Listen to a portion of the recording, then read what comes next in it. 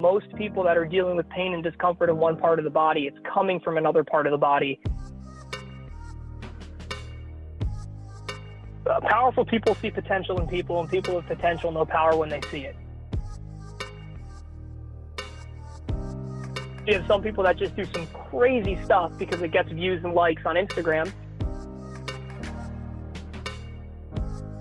2013 was when I really started to hear the term functional training come out a lot. Whatever it might be, I have a tendency to go all in.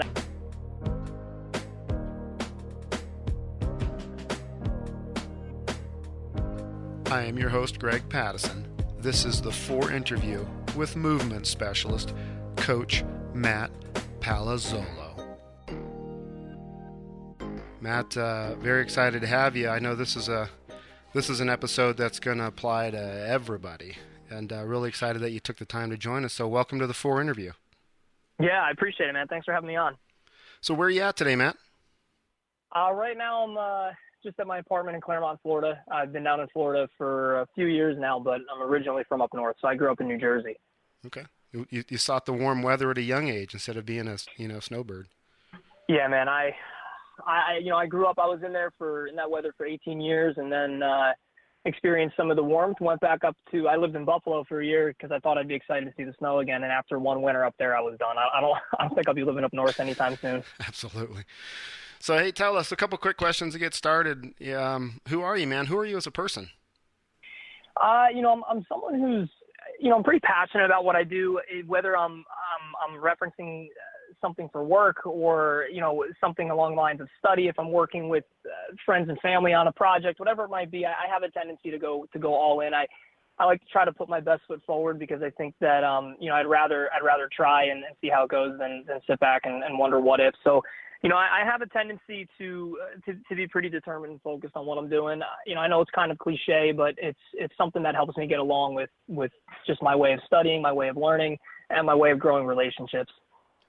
Well, you're growing people, making them better. You're a coach, so I think from this point forward, I'm going to call you coach on the interview. I'm fine with that. So why don't you tell us who you are as a coach, Matt? Who are you as a coach? So when I first started all of this, I started as a personal trainer. So the intent for me coming in was to work in a one-on-one setting. I like to know that I was going to be able to work with someone on whatever it is they were specifically struggling with. That took a little bit of a different route. Once I had gotten my certification, I've gotten to work all over the place. I'm 25 now, so I got certified at 17, and from 17 up until 25, I lived in, I want to say 6-7 different places, 2 in the same state. The rest were all over the place there. So, New Jersey, Kentucky, Florida. I was in Arizona, Buffalo, back down to Florida. So, in those different environments, I've been working more in group settings, and working in a group setting, it taught me something that I use now more than ever, which when you're in a group setting and you're working with multiple people at once, you have to accept the fact that you're going to have multiple personalities. And some people love fitness, some people hate fitness, some people do it because they feel that they have to. And you do find that you have a lot of that in the same room at once. And when you have a lot of that in the same room at once, it's actually pretty difficult to manage the energy levels, to manage, how you're going to give that experience, that product, that session to a bunch of different personality types. And what that did for me was it helped me transition into really what I'm doing now, which as a coach, I feel that I have the ability to almost listen more and speak less. It's the interesting thing with fitness, especially with what I like to do with fitness, is I do a lot of stuff with strength and conditioning, right? I do a lot of stuff with functional training, with golf-specific training, but a lot of what I was working with to get into this came from almost like a rehabilitative standpoint. I was working with a lot of people who, hey, I got back pain, I got shoulder pain, I got knee pain, whether it was a golfer, whether it was a soccer player or a basketball player. A lot of the people that I was working with, the pain usually came before everything else.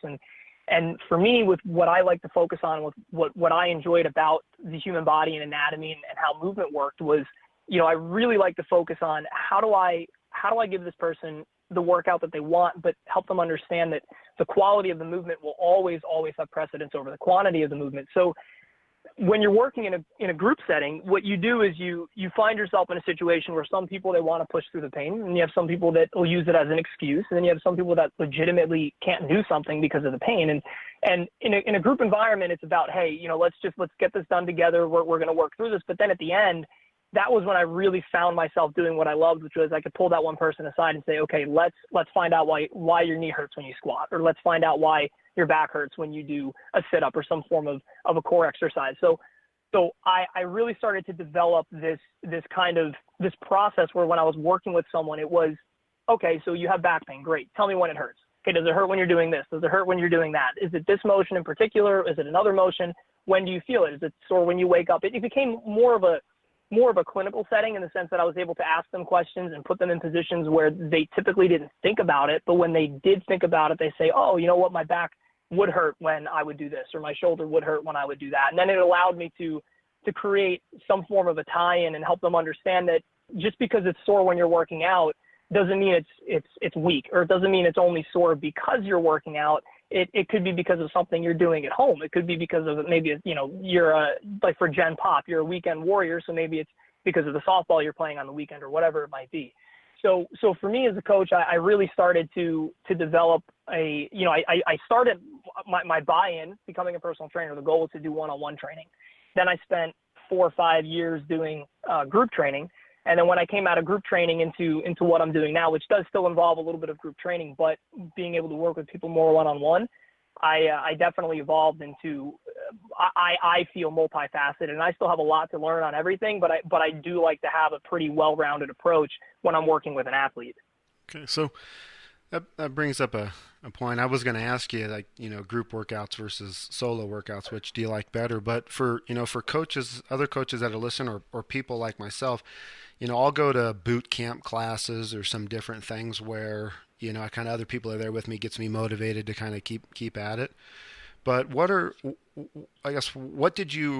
stuck out to you? What helped you identify, or did you see in somebody who you realized, I need to get to that person one-on-one afterwards because here's what happened? Or if it's me and I'm having some sort of issue, what could I be doing that I go, hey, based on what's happening right now, I need to get to coach after this one-on-one?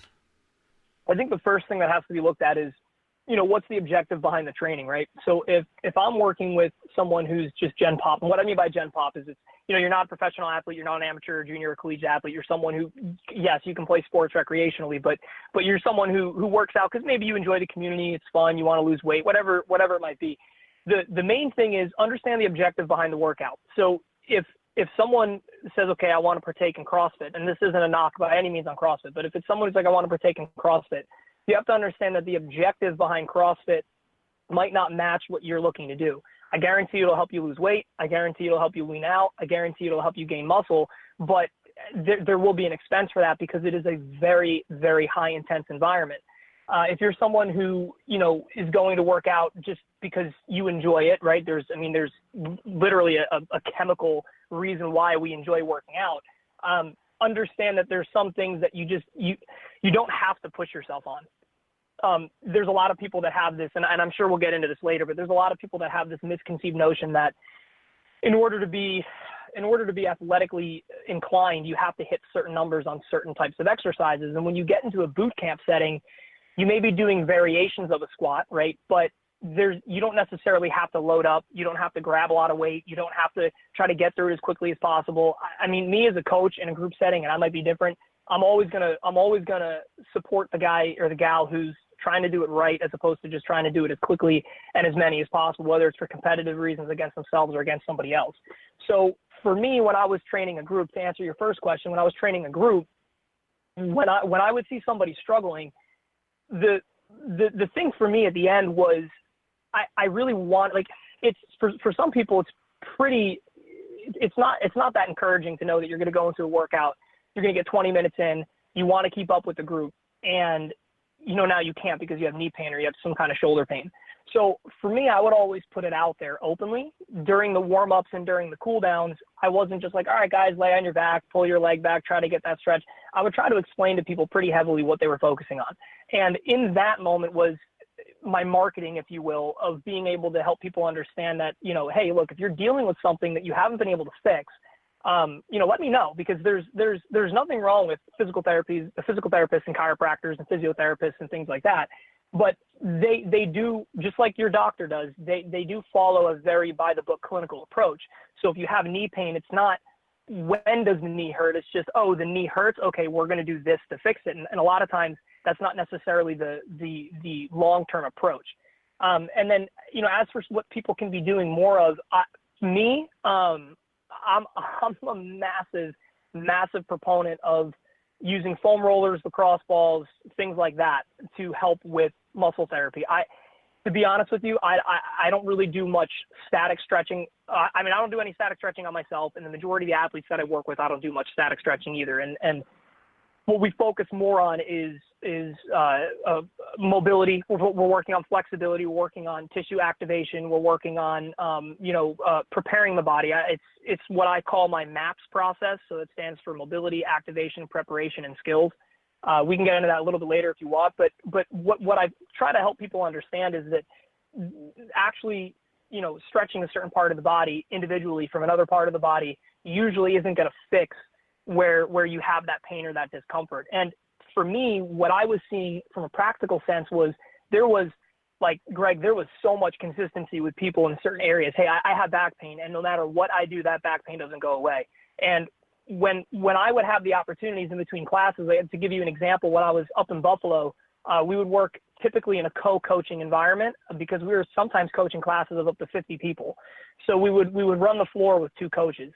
And we would have time in between classes, and I would usually try to spend my time while the other coach was doing his or her thing. I was spending my time with one or two or maybe a small group of clients, trying to help them with understanding what's going on. And as we'll eventually get into with golf, the biggest thing that I was dealing with was back pain. A lot of that's cultural. A lot of that's what we do for work. A lot of that's computers, TV, video games, things like that. But for me, my thing was, okay, if they're dealing with back pain and I'm giving them the traditional clinical stuff, stretch the hamstring, stretch the hip flexors, why isn't it going away? So that started to take me and in a different direction. It started to pique my interest in something else, and that something else came to the term of what's called trigger point. So trigger point therapy is the ability to apply pressure at a certain area of the body, usually a certain muscle or muscle group, that's going to relieve tension in another part of the body. So that's what's known as referred pain. So if someone's dealing with back pain, at least in my experience, and again, I'm not a physical therapist, so I don't get people like coming into my office every day with this stuff, but I do see tons of back pain. Usually back pain has nothing to do with the low back, especially when I'm working with junior golfers. So if I'm working with a 14 to 18-year-old, they're not, unless it's a rare case, they're not going to be dealing with some form of arthritic problem or degeneration of the discs or anything like that. So the majority of the kids that I'm seeing that have back pain are experiencing referred pain, usually by another area of the body.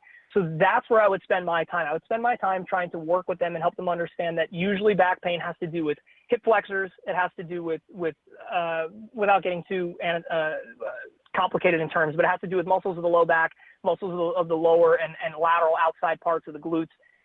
Those are the areas that I would help them understand how to release. And typically the recovery process for them would involve using a foam roller. It would involve using a lacrosse ball, baseball, tennis ball, sometimes a golf ball. And they would use that tool, that object, to dig into those muscles to release the tension that's held in those muscles, which would 90% of the time cause the referred pain in another area of the body. And I could go on for 2 hours about how, these areas are tight and restricted a lot of times through emotion. They can be held here through stress. They can be held here through fear. They can just simply be held here through overuse. But generally speaking, most people that are dealing with pain and discomfort in one part of the body, it's coming from another part of the body, usually due to compensation. Yeah. And that's where we see a lot with golf, especially.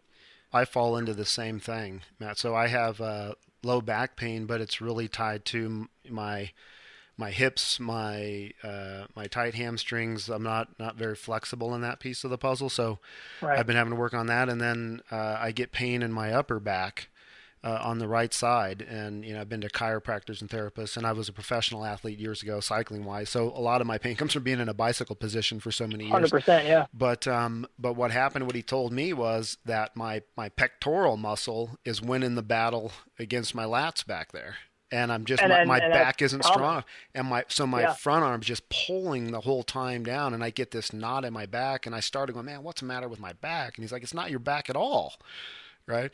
And, but I have a foam roller. So folks, listen to Coach here. That has been, for me, has been the one thing. Tennis balls, I've tried that stuff, been the one thing to really help me with that. So, a lot of energy, man. I need to get out to Florida and get a workout in with you, because I'm jazzed on what I've heard so far. I probably burned a few hundred calories in excitement to this point. But there we go. So let's step into this.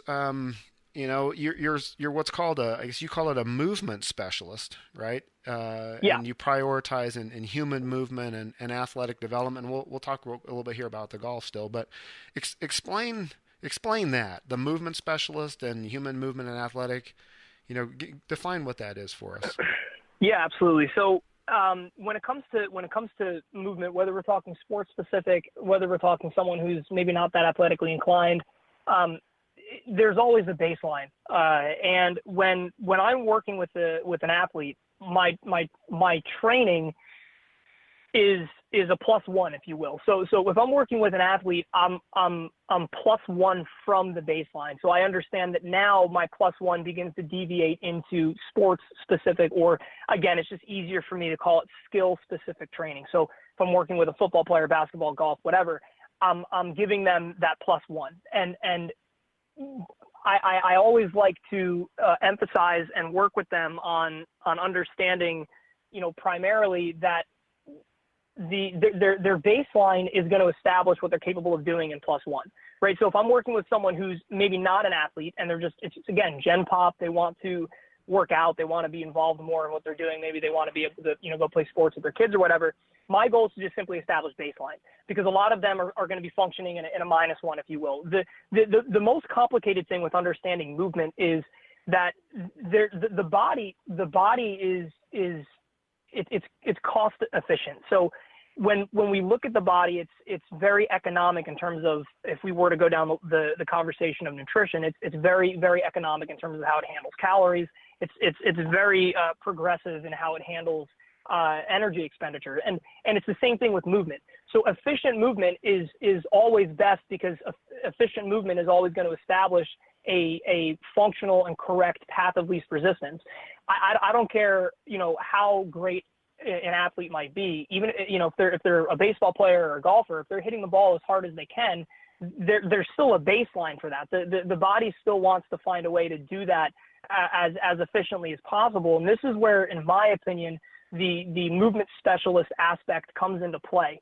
So if I'm working with we'll just keep it catered, unless you have any particular questions, but we'll just keep it catered to athletes, right? So if I'm working with an athlete, I'm already going to be looking at their body motion and just their natural posture. Just what is their resting posture? The specific term for that is RMT, resting muscle tone. So there is a natural level of muscle tonicity that's involved in just simply maintaining upright posture.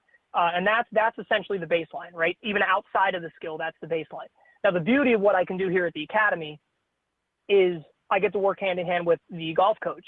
So we can get like super nerdy, because the golf coach can say, hey, this is what we need to see them do more of in the swing. The drills that we're giving him or her, it's allowing them to get there, but now we need to see this. And then I can sit back and try to figure out what I need to do on my end to help them feel that from a physical end, because I handle the physical, they handle the technical.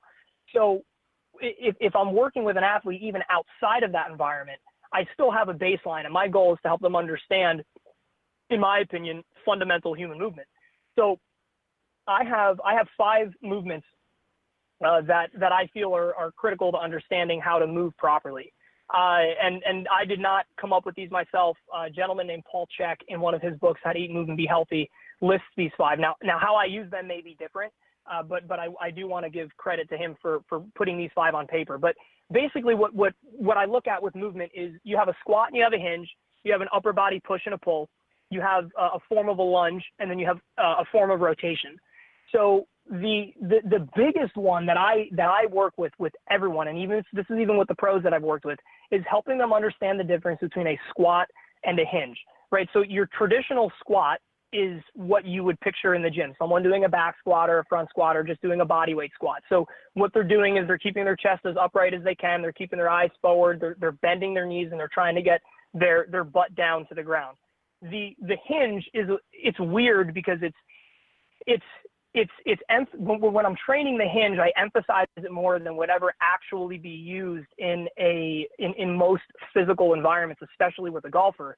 But it's critical for them to understand the range of motion and the potential that they have in that position.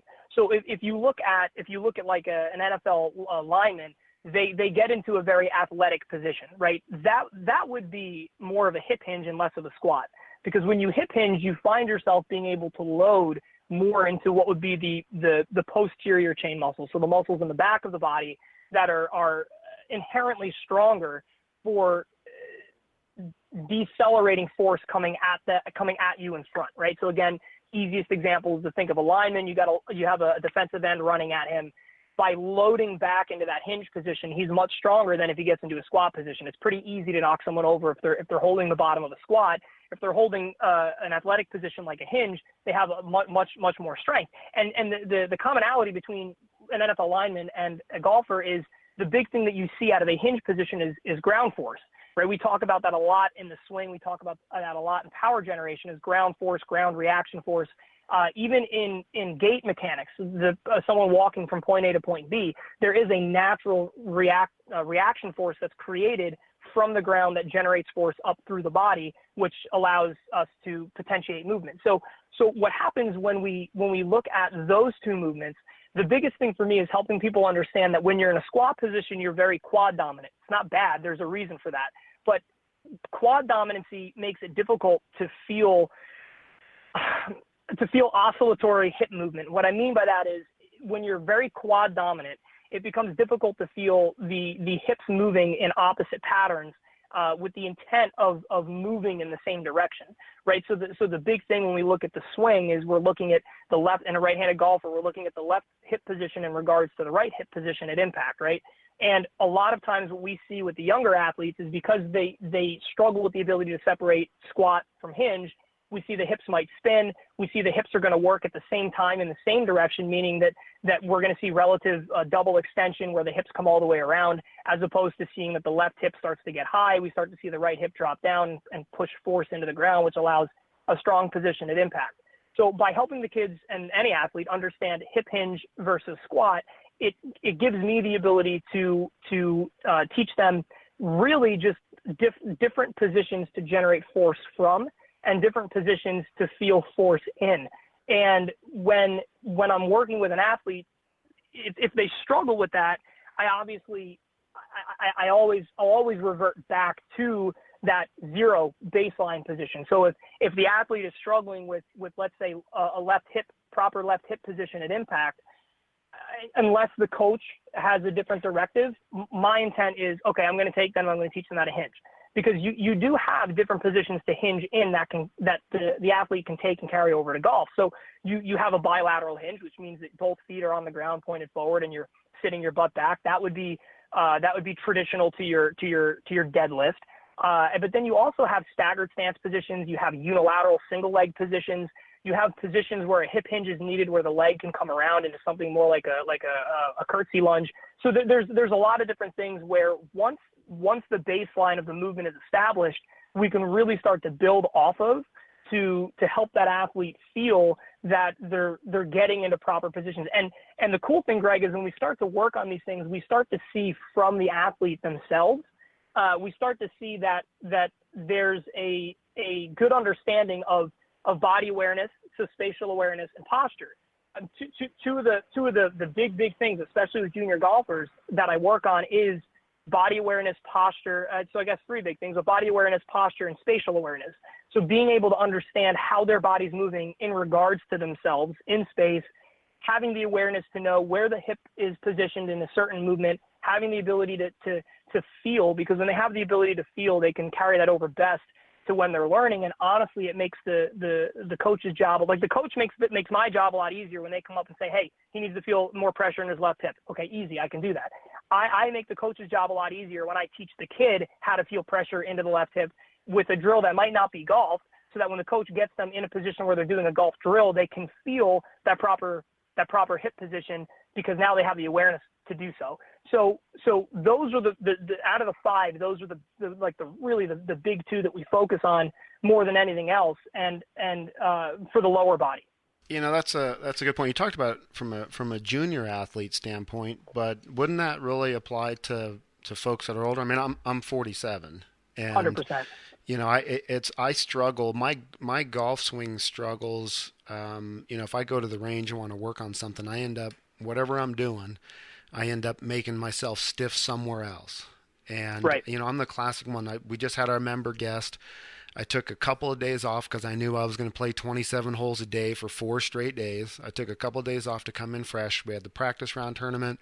My buddy and I went crazy low together, and you know, I was supple, smooth, sending the ball everywhere I needed to go. I woke up the next day, I was stiff as could be, and I struggled, and I fought it all around. So is there something there where you're talking about getting your hips in positions and things that are happening like that? There's something there, Coach, that says, you know, maybe that's something I should look at. When I go to the range or I get on the golf course, I start thinking technical. I think, well, why am I, you know, my hands are out here, I'm this, I'm that. Should we really be looking at what's happening in our body, where our hips are, how we're hinging, how we're, you know, to kind of get us? I know the coach works on the technical and you're the physical piece, but just listening to that segment and being somebody who, you know, the only way my swing has issues is when my body has issues. Yeah, I right? mean, absolutely. You know, that's completely true, and it's very accurate, because what happens is, you know, and again, this is my bias, but it's also, I think, kind of a hidden beauty here is, again, I didn't play golf growing up.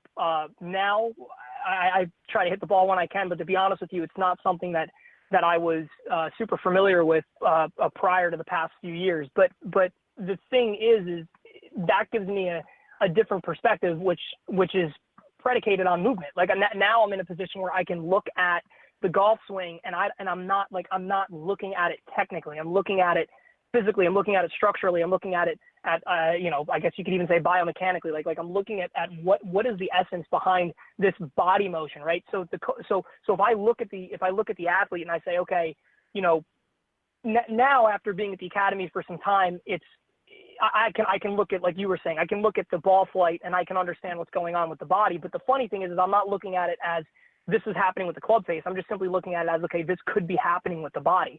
So to answer your question, yes, I think that if the athletes, professional, you know, whether they're professional, whether they're just gen pop and they're older, whether they're student, junior athletes, the athletes can spend a lot of time getting awareness with their body, lower body, hips, things like that, to help them understand how that's correlating to any quote unquote technical error they may be seeing with their swing.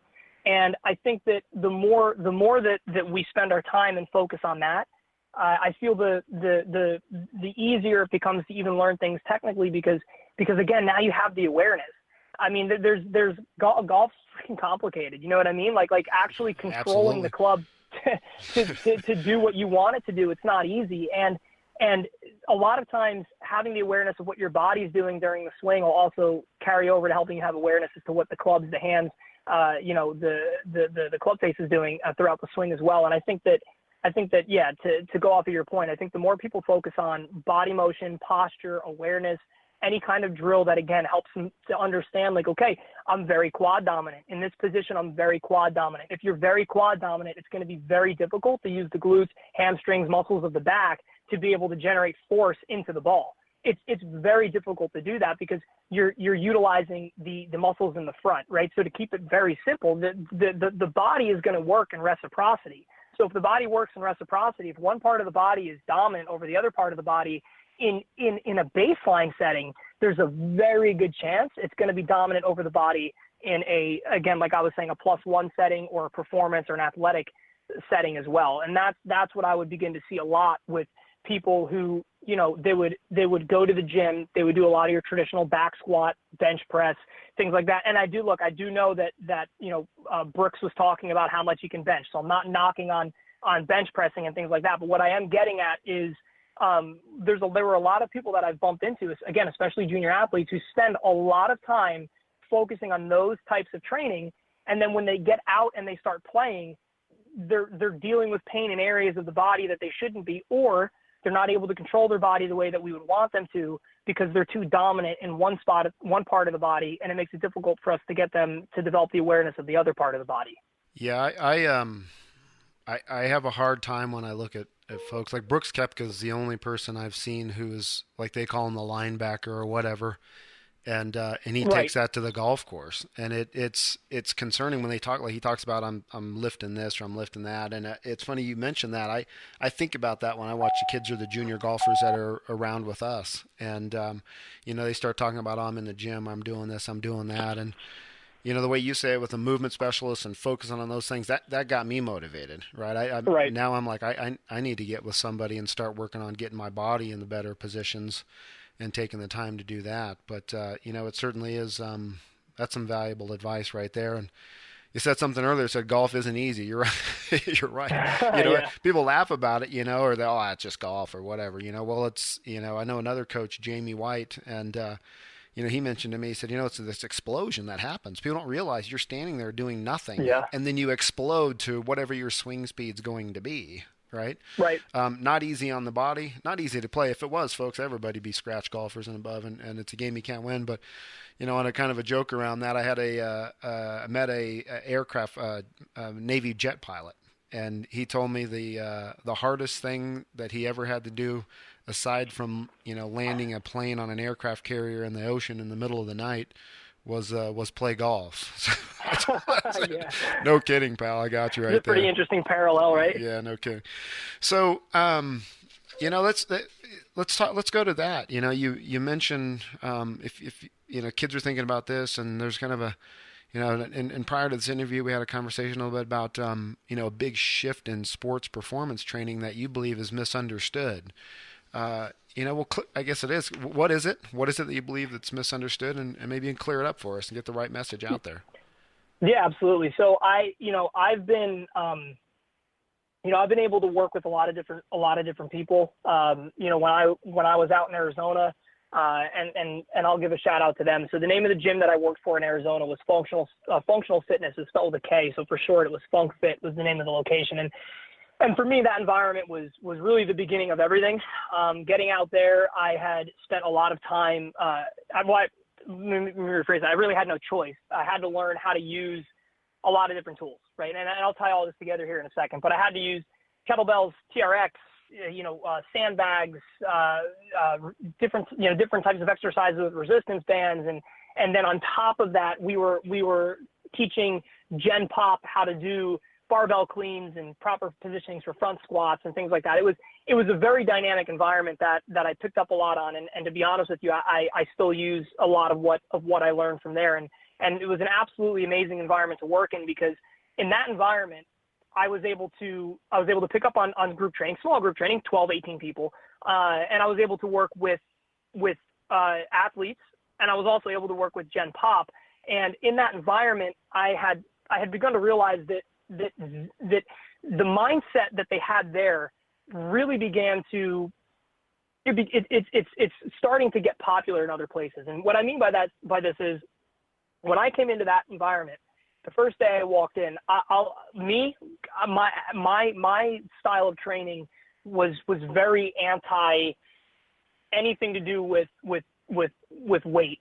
And I still am very reserved on a lot of what I do with weight for myself and with my athletes. But what I will say is, when I walked into there, it showed me that the term functional training is really starting to become popular, because their style of functional training was very much, you're going to have your strength training, you're going to have your metabolic training, your functional training, your kettlebell work, whatever it might be. But it was different than bodybuilding. So you weren't just sitting there, pounding out a bench press or bicep curls. It was different in CrossFit, because you weren't doing 3 or 4 different lifts as quickly and as fast as you can with as much weight as possible. but it was still very constructive towards putting on weight. So putting on weight in terms of how much you can lift. So for me, I started to look at this and say, all right, there's going to be, and the term could have been thrown around a lot earlier before this. So this was back in 2013, but in my life, in my career, my experience, 2013 was when I really started to hear the term functional training come out a lot. And functional training is really the term that's being used in a lot of different places now.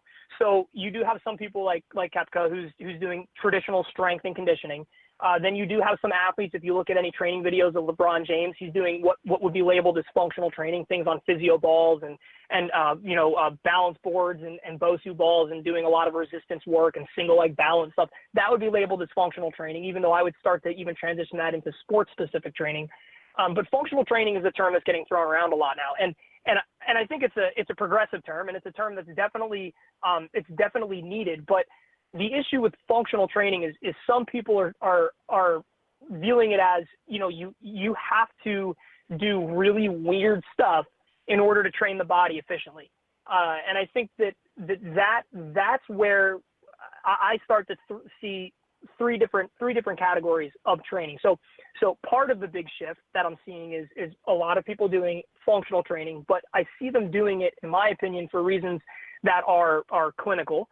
So you have some people that are saying, okay, we're going to get super, super in-depth and nerdy about how body motion and movement should occur.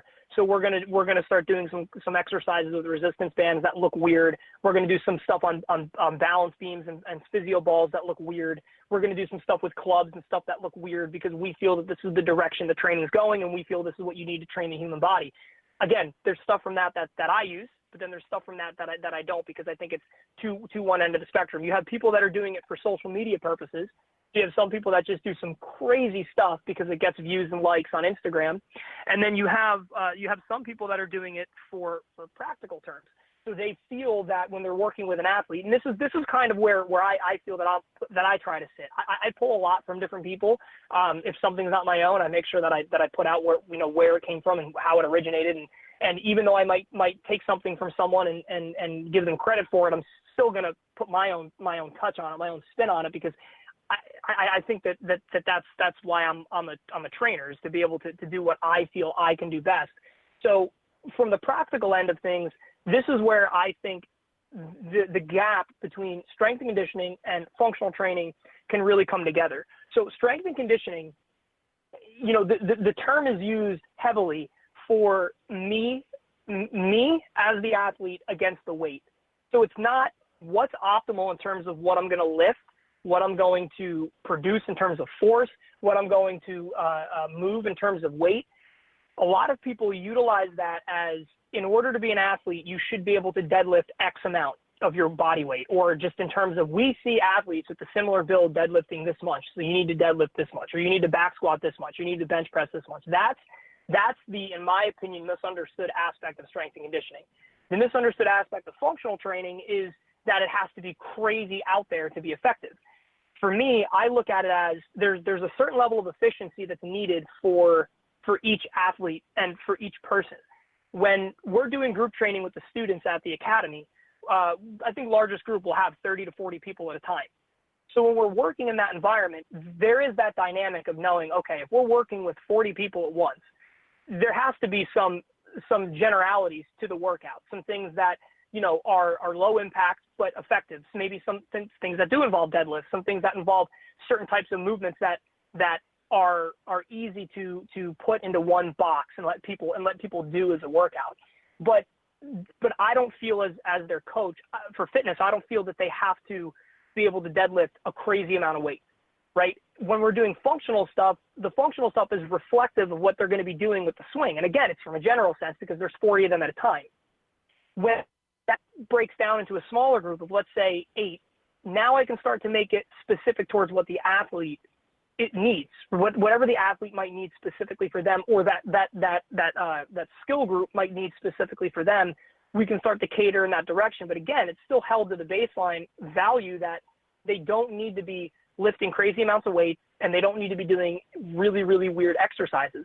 The only time that I think you can start to do exercises that are kind of from left field is when you're working with them in a one-on-one setting, because there's a reason behind it. And that's when you can start to use the clinical aspect of, okay, this person may struggle to get into their left hip because there is a neurological restriction, there is a physical restriction, there is a potential emotional, meaning muscle tightness, a stress restriction, maybe it's fear, maybe it's in that environment we can start to work in a little bit of a different dynamic setting. But I think that what's happening is people are looking at all these different things that are coming up with fitness, and they're forgetting the fact that there's also that one very beautiful, but sometimes, in my opinion, very, very destructive platform called Instagram, that a lot of what they're seeing, they don't know what they're looking at. So yeah, they may jump on Instagram and see, a PGA pro, like, just repping out crazy amounts of weight on a bench press or a back squat, but they don't know what else is going on behind the scenes. And just on that same topic, they may see someone who's on tour doing some crazy functional workout that they don't really know why they're doing that. And I think that it's this middle ground that needs to be met, where the athlete, professional, junior, gen pop, whatever it might be, they need to be able to understand that what you do for training should be the objective of it should be to reflect what you're going to be doing in your sport, in your craft, in your skill. I mean, this is the mindset that I think a lot of people need to deviate towards. I mean, I'll have a different training program if I'm working with someone who does construction versus someone who plays on the LPGA tour, because there's different levels of factors that come into play to determine what they need to be working on. If I'm working with someone on the LPGA tour, I need to work with them on power, distance, but most importantly, I need to make sure that they don't get hurt so they can keep playing. So stability, performance, posture, body awareness. If I'm working with someone who's working in construction, chances are good I'm working with them specifically for rehabilitative purposes. They deal with pain, they deal with discomfort, but maybe they also like to play sports on the weekends. So that's going to change how I train both those people, but I'm also going to remember that there is no basis for how much weight somebody should be lifting in order to be successful in a strength and conditioning bubble. And there really is no basis of how dynamic and diverse an exercise should get from a functional aspect. I think that as long as they're both catered to the sport, and we can kind of move away from this, well, this is how LeBron James, so you need to train golfers that way. It just doesn't work that way. There's skill specific training. And if I'm working with a golfer, I'm not going to train them the same way I'm going to work with a basketball player, even though, going back to what we were speaking about previously, they will still have a baseline, which is just standard movement. I'm still going to take that into account and then work from that and start to cater that and tailor that in the direction of the sport and or the craft and or the skill that they're trying to become more proficient in. You talk the functional training and the strength and conditioning, and I know that times people need both, and whether it's recovering from an injury or whatever you've done to help them get to where they need to be. And I'm going to deviate just for a second. I'm with Sure. you. That when you brought the social media thing, that made me think about that. There's some things that people can have issues with and get some concerns about, and even the commercials. There was when you talk about weird and functional training. There's a commercial. I can't even remember who it was. It might have been I don't even know who the commercial was anymore. But the guy was swinging the ropes, and he's like, I don't know what this does, but it looks cool. And it's just Right. like, great, go hurt yourself, right? So I mean, I get that piece, but what I was kind of starting to saying with the two. So, I've watched a ton of stuff on Dustin Johnson, and based on what you just said, if I understand it right, and what I've seen, it looks like Dustin trains in a functional training method, right? He's doing a lot of movement, a lot of stretching, a lot of different type of exercises, a lot of yoga, a lot of flexibility stuff, and different types of exercises. And then obviously Brooks said he's all about strength and conditioning, right? And it's almost to the old school. How much weight can I throw up, right? Which is very old school thinking. But Dustin is number one in the world, and Brooks is number two. Right. And, you're saying you work on these things to specifically needs of their sport or their benefit. I find that interesting between the two, right? Again, because he doesn't look like it at all, right? Like I said, you look at Brooks and I'm like, I don't even know how he does it. Everybody I've seen that size is just a world long drive person, basically. Yeah. Right. And their swings don't transfer over to golf on the course. But interesting interesting piece of puzzle. Those are three good points, folks, and pay close attention to it, because obviously I think there's times you need the strength and conditioning, but it's about what, if I'm hearing right, getting it right to achieve what you need to get your body in a healthy position, whether it's recovering from an injury or just to strengthen something to be able to live longer and be healthier. Rory McIlroy talks about he does some of this exercise to prevent injury down the road. Yep. Right? Yep. I personally, every time I try to do something like that, if I try to do deadlifts or I try to copy those guys, I'm like, oh, I can't even swing the golf club anymore. I'm so, like, my low back. If you taught me doing squats, I'd be like, I'm done. Right. Right. But the functional training, when I look at that, I'm like, oh, I can do that. Now, I haven't looked at it, and that's kind of weird. But I've looked at some of those exercises going, okay, well, that's interesting, But I look at it and go, no, that's something that I probably really need somebody to help me with, than trying to figure it out. You're going to have two different, views of thought. I don't know, who in your listener base may be, a strength and conditioning coach or whatever. But I know that there may be people out there that, they love functional training, and they're gonna rag on me for saying that weird isn't what you need to be doing. And again, it's all relative. Same thing with strength and conditioning, saying that, hey, you need to do what like Koepka's doing. You need to do just crazy amounts of weights. You get stronger, you can move better. Everyone's entitled to their own opinion. What I've seen that's worked, that ties in with what you were just saying, is you have to, as an athlete, you have to look at your style of training. And you have to ask yourself, what is the stress association with this level of training and the style of training as well? And what I mean by that is, a lot of times if someone like yourself goes to deadlift, even if you're with the world's best coach and they're teaching you the proper way to do a deadlift, proper form, proper structure, all that stuff, if you've never done it before, it's been a long time, or that in the past when you've done a deadlift, your back is hurting, there's going to be an emotional tie-in with that deadlift where you may be actually tensing the muscles in your low back, even though it doesn't seem like it, and even though your coach is saying you're not. You may be tensing those muscles in your low back as you pull the weight because there's an emotional association.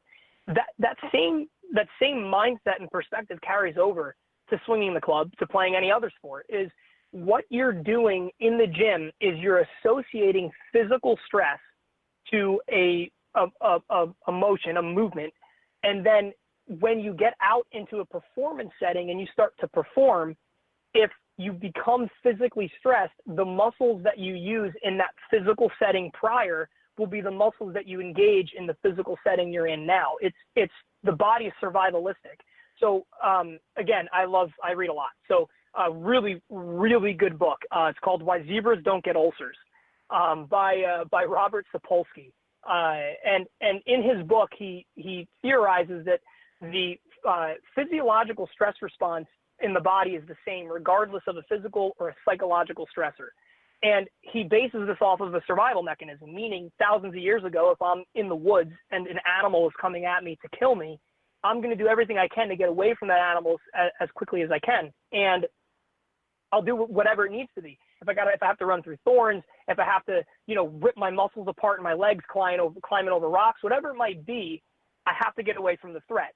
So the muscles that I need to use to get away are usually going to be my strongest lower extremity muscles, the core muscles, my arm muscles. They're the ones that are going to help me create force and speed and distance and hopefully get away from the threat. Because that's the environment that thousands of years ago, we weren't doing deadlifts, right? We weren't doing band chops. We weren't doing, TRX rows. So the muscles that were associated with survival were the muscles we used to hunt with. If we apply that same theory to training now, it's the same mindset. If I spend hours in the gym throughout the week doing, let's just say, bench press, front squat, deadlift, and sit-ups, what muscles do you think are going to get utilized when I'm out on the course playing? Chest, low back, glutes, shoulders, things like that, because those are the muscles that I'm training. So if we go off of Sapolsky's point of that the physical and psychological stressors create the same physiological stress response, when I'm in an environment where I'm becoming physically stressed, the physiological response is going to be, hey, we need to engage those muscles that Matt is using in the gym every day to be able to make it through this because we're physically stressed in this environment. So I know that that's a mindset and perspective that's like far out there. but that's really the foundational aspect behind my viewpoint with training. And that's usually the aspect and perspective that I use when I'm trying to explain to people the difference between strength and conditioning and functional training, and how to find the marriage, the romance between the two, because you have to understand that whatever it is that you're doing in the gym, it's positively or negatively, it's going to carry over into your play. And obviously, there's people that talk about that mentally as well. So we can definitely talk about that physically. If you're a negative person off the course, you'll probably be a negative person on the course. Why Zebras Don't Get Ulcers. Great book. I like that. Yeah. We'll definitely add that one. And, again, great points in there, and it really helps. And getting people out there and getting them moving and doing the stuff is obviously important, right? And it's certainly coming through on this. And so we'll do a couple quick ones here, and we'll bring this thing to a close here with some fun questions. But I'm going to step back a little bit. You're with the Gary Gilchrist Golf Academy, and correct. You mentioned you didn't have a background in golf or play it much before you came into it. How'd you get associated with the academy and ultimately working with golfers? Yeah, so when I was in the transition from New Jersey or I think I was in Florida at the time, but from Florida to Arizona, I was just looking at different certifications. I had my general CPT, but I wanted some deeper things. And to be honest with you, there aren't much like, baseball performance coach or basketball performance coach, stuff like that. That's general. But there was, through Nike, there was a golf performance specialist. And, I said, look, I don't play it much. It's a popular sport. For me, the majority of people that I've had the opportunity at that stage of my life, to work with, that were dealing with pain and discomfort, they also would play golf recreationally. And again, lo and behold, back pain, neck pain, shoulder pain, stuff like that. So I said to myself, I'm just going to do this to diversify myself. But when I started to dig into it, I realized that biomechanically, motion-wise, structurally, golf is it's incredible to watch on the body because it's really not a natural movement. There's not much to the swing that's conducive to normal human movement. And the fact that people are doing it at an incredibly high level and they're successful with it and they're not dealing with pain or maybe they are, but they're still making it work. It really interested me. So I started to get into studying it and understanding how the body moved. Because golf wasn't something that I did recreationally, I took a lot from, I had to apply it to something. That's how I learn, is through application. If I read a book, I like to try to apply it in some way, shape, or form. So because I didn't play golf, when I would study it, I said, well, I still have to apply it. So when I would learn about how the body would work, and we're talking this certification was very in-depth. We're talking about, it's like the equivalent of a TPI certification. So we're talking about how the foot functions and how there could be restrictions in the ankle, which cause restrictions in the opposite side hip. We're talking about all these crazy things. I started to say, well, I wonder how I can apply that to other things in my life, other things that I'm doing physically, other sports that I enjoy to play, just working out in general. So it really piqued my interest. And I found that it was a very interesting sport to study and to learn about with the body. And it just happened to land me down here at the academy. So I'm their fitness director, and I stepped in when their former director stepped out to go after something else that was in the same field. And I really found that golf was something that was of interest to me, just mainly because of how deep you could go into the study of the body physically. Well, I think it must be exciting as well to work. I don't know if you do a lot with seniors, but in the game of golf, but juniors, professional players at that level that you guys work with in the academy, and then again, people play this sport their whole life, and I think you get to coach a kid, and you get to coach somebody in the twilight years. That must be an exciting thing to do. Yeah, it is, and the coolest thing with it, and I think this is what interested me the most, was when you look at a lot of other sports, as it should be, but when you look at a lot of other sports, the big thing is grit, right? Get in the gym, work out, move the weight, get big, get strong, go out and play. And that's fine. That's what you need for those sports. But with golf, I can't tell you how many times I've heard someone say, man, if my back was just feeling better and I could swing the club, full swing, full speed, I'd feel great. Well, the beauty of that was with what I was studying, I was literally learning how to address, let's just give you an example. Like I was learning how to address a left shoulder by opening up the right angle.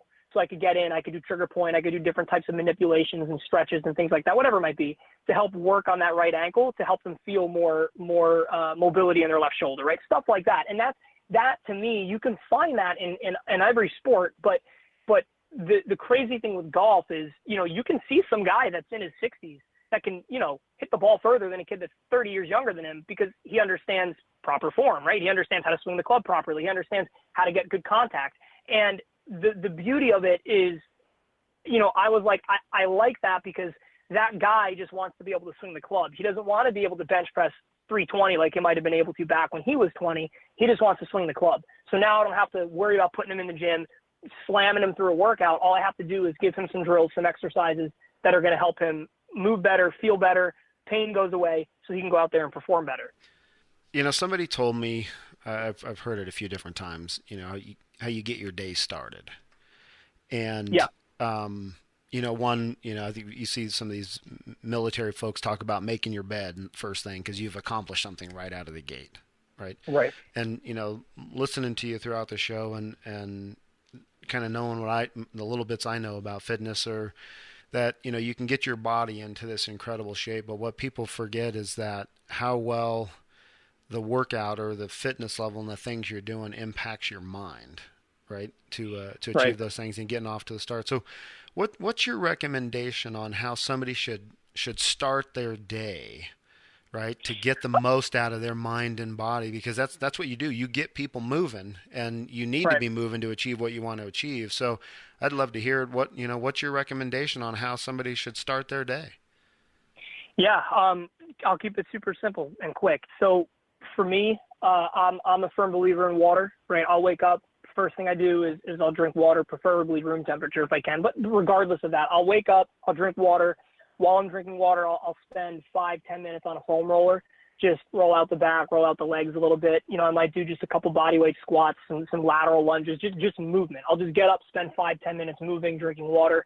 I think that it gets the body physically prepped, ready to go. It gets things moving around in the body as well. That'll help you get ready and started for the day. On the mind aspect of it, I'm a firm believer in a short 5, maybe 10 minute some form of a journal. Me, I suck at journaling. It's something that I'm not good at. I don't like putting what I'm thinking on paper in terms of my thoughts. If it's something related to fitness or what I'm studying, that's different. But what I started to do was I went out and I bought what's called an elephant planner. $15. It's kind of like a guided planner, but it has a journal section. And I just start my day with 5 to 10 minutes of that. I read through the first 2 pages. You write down your affirmations and your goals and the things that you're grateful for. So I read through that every day, and I know if that's something that's true because it'll make me feel good in the morning. So I'll go through my affirmations, my goals, the things that I'm passionate about. I'll go through what's called my mind board, my vision board that's in the book as well.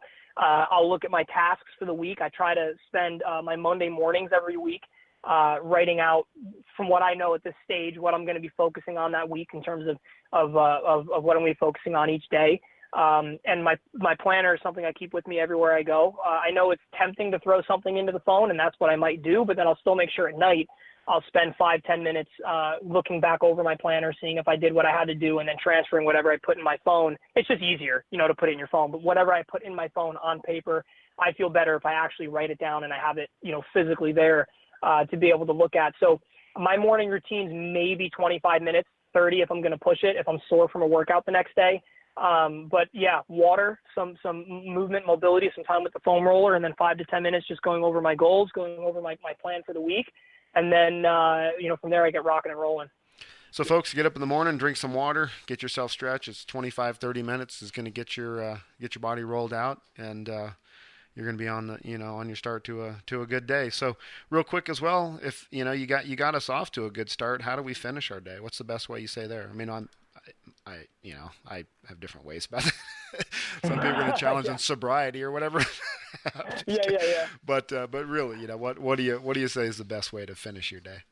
I pick a time so I'm usually asleep, not in bed, but asleep. This gets a little bit different. So I'm usually asleep by 10 or 10:30, depending on the day. I'm getting up at 6:30. So there's about my 8 hours, depending. And I tell myself, okay, if I'm going to go to sleep at 10:30, 9:30 is going to be lights out for me. My phone's away, lights are off. I might keep the TV on, to be honest with you, because there's background noise, and that helps me distract my mind and go to sleep. Sometimes I'll do a podcast. Sometimes I'll just do music or whatever. But from 9 to 9:30, I eat before I go to bed. I know we can talk about this another time because this will take forever. But I do intermittent fast. So I do eat before I go to sleep. So I'm usually eating something between 9 and 9:30 at night, nothing crazy heavy, but I'll eat between 9 and 9:30. I'll drink my water between 9 and 9:30. And then I actually do spend a lot of time on the ground. So I'm foam rolling, I'm stretching, I'm doing, I should probably change the term because I don't really focus much on stretching. So I do a lot of mobility work. I do a lot of flexibility work. I do a lot of stuff with the foam roller, the lacrosse ball. I have tons of tools that I use, tons of things that I use for different purposes for recovering the body. But I'll usually do that from 9:30 till about 10:15, 10:20, and then I go into bed. My big thing, my biggest recommendation that I found works best for me is find an area of the house that's pretty dark and quiet. Again, if the TV's on, that's your choice. I'll admit I do keep it on 4 or 5 days out of the week at night. Find an area in the house that you can go that's separate from where you'll be going to sleep. Spend your time in there getting ready for bed and then transition into bed. I'll speak from my own personal experience. I used to be the guy that turned the TV on when I was falling asleep in bed, or I would read in bed. It just doesn't work for me anymore. I have to be away somewhere else in another part of the house getting ready for bed. Then I can get up, groggily transition over into my bed and then go to sleep. I found that works best for me. I like to keep the lights off in the house about an hour before I go to sleep as well, because that the artificial light has a tendency to keep me awake too. I like that, Coach. My problem is I fall asleep on the couch, so I work my way off to that side first. But I'm with you. My kids always go, "Dad," I can hear them as they see me falling. They go, "Dad's going." He's out. Whatever, we're watching something now, we're gonna have to watch it again. But I like that. So again, kind of the same way to you start your day with. Finishing it with the water and the foam rollers, and then really kind of it's a transition, right? It's desensitizing yourself and getting ready to get into that, the REM sleep that you need that's so important to recovery. So, Matt, it's been great to talk to you, and I got to tell you, the folks that I've had an opportunity to meet, interview, and talk with who are good or not good or great at what they do, are passionate about it, and know a lot about it because they're deeply involved and care a lot about what they're doing, comes through in their elevated heart rate and how excited they are to talk and to share that with folks. And I got to tell you, Coach, you're one of the most passionate people I've met. And if folks haven't figured that out here, they certainly need to follow you. We'll talk about how they can follow you in different places and get information. I was going to ask you, I got one more question, Sure. On kind of that, but it comes through big time. So I think people understand that, but what don't people know about you, Coach, that they should know about you? That's a tough one. I mean, for me, I would say I like to try a lot of different things. I'll go with two things because I feel they tie in. I read a lot of different books. I don't read one book at a time. I usually read 3 books at a time, in the sense that I wish I was smart enough to be able to actually read 3 at a time. But what I mean by that is I'll usually have a book or some kind of a medical article in regards to what I do professionally. I'll try to dig into something with, you can categorize that as nutrition, sleep, whatever it might be, understanding that, reading about that. And then I will actually read a fiction book along with that as well. So it kind of keeps me diverse, and it keeps me, I don't get stagnant and kind of blinders on and focused in one direction. And then, the other thing for me is I do buy a lot of different things to use for recovery. So like if you were to walk into my apartment an hour before bed, I have Theracanes and cups and TENS units and acupuncture mats and foam rollers and all this stuff out, because I do like to use different things before I go to bed, because I want to try it on myself and not even before I go to bed, but just in general, I like to try it on myself before I would use it on an athlete. I do think that, I think there's a lot of people out there who can, I'd love to work with someone forever, but I'd much rather set someone else up for success at the end of our time of training to be like, now the stuff that I would do with you for trigger point and myofascial release and stretching, muscle therapy rather, that stuff that I was able to do with you, you can now do on yourself with these tools. So maybe it's not the best for me in terms of business, but Sure. but it is good for the people that I'm working with, and it is for myself because I get to try a lot of different things. Yeah, wonderful.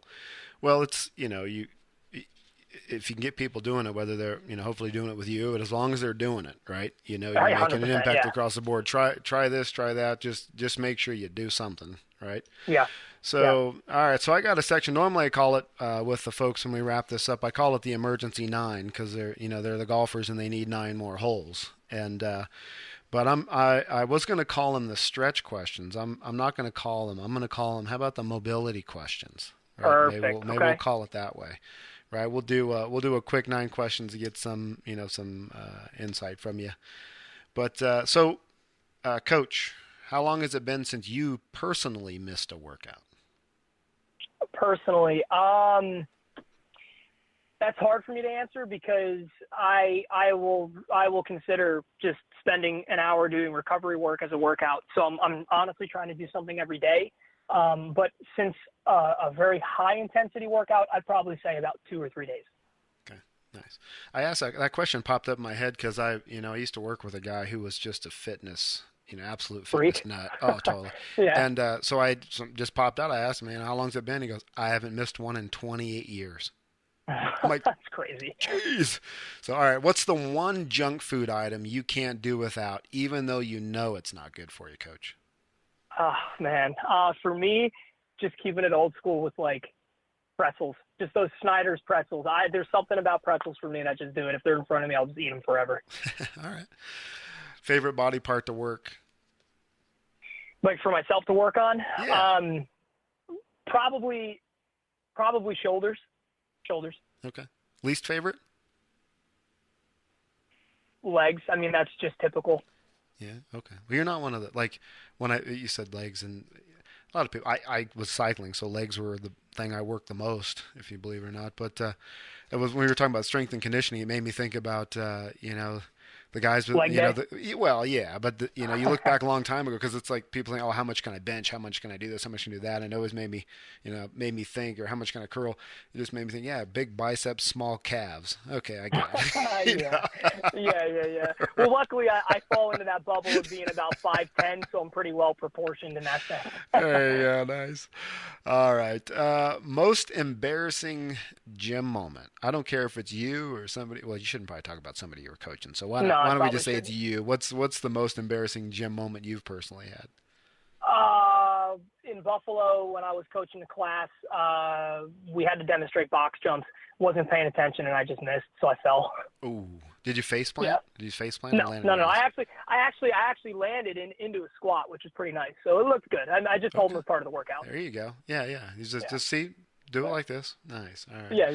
Yeah. What's your favorite saying when you're training someone? What do you like to tell them? Favorite saying, this is probably my favorite saying overall, but I like to say this to people a lot. Little quote. It's powerful people see potential in people, and people with potential know power when they see it. So I like that quote when I'm working with a junior athlete, professional athlete, a non-professional athlete, just a gen pop, because I think that it's an indication as to why the two of us are speaking in that moment, because we both equally are powerful and we're both equally seeing that this person can help. They have the potential to help. You talked about all the stuff you have in your house and in your apartment there. What name one item everyone should have in their gym bag? I will 100% say that I think the number one thing everyone should have, and it may be under a different name now, but go on Amazon. It's called Theracane, Thera, and then cane. It's one of the most diverse tools I've ever. It looks like a hook with a couple knobs on it that you can use, and it's hands down. The only time you'll have an issue with it is if you try to fly with it. Outside of that, It's the best thing. It's the best thing you should have with you. Wonderful. All right, it's my next purchase, Matt. If you you say it, Beautiful. I'm in. So, again, I talked a little bit about how passionate you are, and but if you weren't a movement and fitness coach, what else do you see yourself doing, or what would you think you have done? That's hard, to be honest, Greg. I'm not really sure. I think I think I could have seen myself doing something in business. I mean, I am blessed in being in a director position here, so I do get the opportunity to work with the team, and I love working with the team. So I could have definitely seen myself working in a business environment that was predicated around working, whether it was sales or something that involved working in a team scenario. Okay. Well, we're glad you're doing what you're doing, and excited that we got to spend this time with you and hear it, and we should follow you. So, how do people follow you? I know you got your Instagram page. Is that your preferred way to keep up with you? Yeah, all three platforms. I don't really go on Facebook much anymore, but Matt Palazollo with Facebook. With Instagram, it's at coach.pazool, so Pazool. Okay. It's just an easier way to say my last name. And then I'm actually pretty active on LinkedIn. I mean, that's probably one of my most favorite platforms. So LinkedIn, it should be there as Matt Palazollo. It might be Matthew Palazollo. Okay. We'll get those up as well, Matt, on our homepage with this interview, so other people can punch through as well and find you. So I was going to bring it to a close, but as passionate as you are, I got to ask you just one more question here. Okay. You're in Florida. Obviously, it's this is a global thing. We're picked up now in 10 different countries, so it's exciting to be able to get out and people around the world hear us. But what should we be looking for in a coach if to get the best out of it? What's your recommendation? People are going to go in, they're going to start talking to people, and they're trying to get their body right, get their mind right, get their swing right. What's your recommendation? How do I go out and find a coach Matt Palazollo? I would focus on diversity. So any coach, not diversity in terms of having multiple coaches. I'm talking about find a coach who is diverse. So someone that you can sit down with and is clinical in their understanding of trying to figure out, what you want to do. They're asking you the questions, they're going through the routine, but it's very practical in knowing that they're there to train you. Yes, I have a system, and that system I do run on everyone that I train. I put them through a standard assessment, a standard this and a standard that. But even throughout all of that, it allows me to have the ability to look at what it is that they're presenting me with, and then to be able to say, this is what Greg needs to work on. This is what so-and-so needs to work on. This is what Matt needs to work on. I think that if you find someone who's diverse and someone who's willing to understand that the best coach is the coach who's willing to say, I'm not sure, but I'll find that out for you. I mean, I've always believed in that. And I still, to this day, even if I'm working with the highest level athlete that I could possibly work with, if they present me with something I don't know, I know I'll find it, because that's what I do is I figure things out. But I also have no problem admitting that I'm not entirely sure. And I think that if you can find a coach who's willing to do that and is also willing to have a multifaceted approach to their training, I think you'll have no problem. Yeah, well said. Hey, folks, this is the Fore Interview. That's Coach Matt Palazollo. Coach, again, man, passion's off the charts. And if I'll add that to your last comment. If they don't find your passion in it, run to somebody else. I appreciate that. Really glad to have you, man. Thanks for joining us. Yeah, thank you. It was a blast.